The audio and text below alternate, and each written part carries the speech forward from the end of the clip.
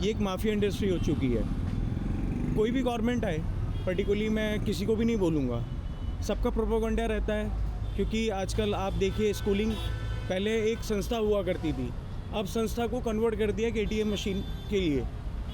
लोग fees structure आप normal अगर आप देखोगे किसी भी स्कूल में जाके सब ट्रस्ट में होते हैं, कोई अपनी ट्रस्ट की फ़ीस वगैरह जो देनी होती है वो नहीं दिखाएंगे, मैनिपुलेटेड करके स्लिप देंगे।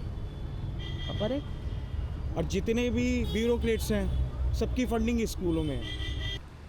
3 महीने की फीस हम जमा करते थे, एक दिन हमने नहीं की, हमने मंथली, तो मेरी बच्ची की कॉपी रोक दी गई। ये मुझे बहुत बुरा लगा कि आप फीस पे मैटर करते हो।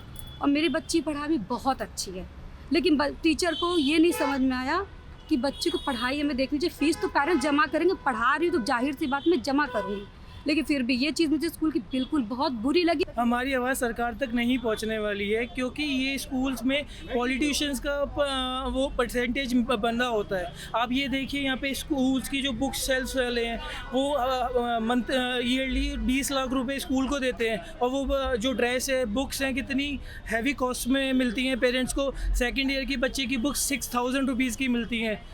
तो ये बस एक प्रोपोगेंडा चल रहा है कि हर ईयर बुक्स के प्राइस और स्कूल फीस के प्राइस बढ़ाते चले जाएं।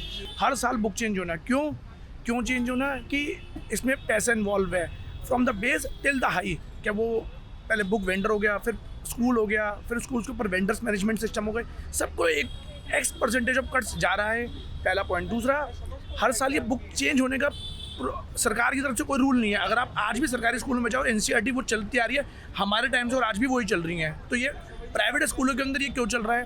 देन सेकेंडली, स्कूल वाले अपनी ही कॉपी प्रिंटेड देंगे, अपनी ही स्कूल की किताबें देंगे। क्यों देंगे? यू एक नॉर्मल एनसीईआरटी बुक्स देती है, जिसका मन करे, जहाँ से मन करे वो वहाँ से लेगा। जितना वो फीस चार्ज कर रहे हैं दैट्स नॉट एट पार, जो सर्विसेज उसके हिसाब से है ही नहीं, वो तो पैसे ही बना रहे हैं वो। प्लस एवरी ईयर इंक्रीमेंट करना, किस बेस पे इंक्रीमेंट, किस चीज़ का इंक्रीमेंट कर रहे हो आप क्या एक नई चीज़ दे रहे हो मुझे, मेरे बच्चे को अपने स्कूल में, कि मैं उसके एक्स्ट्रा पैसे पे करूँ? मैं क्यों पे करूँ उसके एक्स्ट्रा पैसे?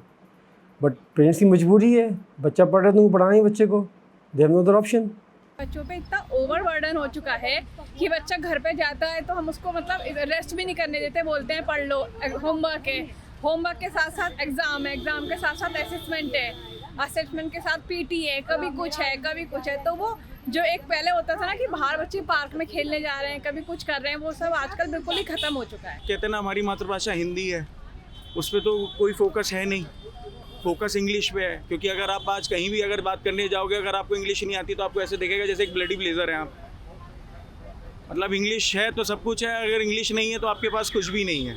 टीचर्स का प्रेशर भी होता है, उनको ब्लैकमेलिंग भी करते हैं कि अगर आप मेरे यहाँ ट्यूशन नहीं पढ़ने आओगे तो मैं आपको मार्क्स नहीं दूंगी, ये नहीं करूँगा। तो कुछ बच्चे जो होते हैं वो बता देते हैं, कुछ नहीं बता पाते। कुछ पेरेंट्स आजकल आपको पता है टाइम कहाँ है।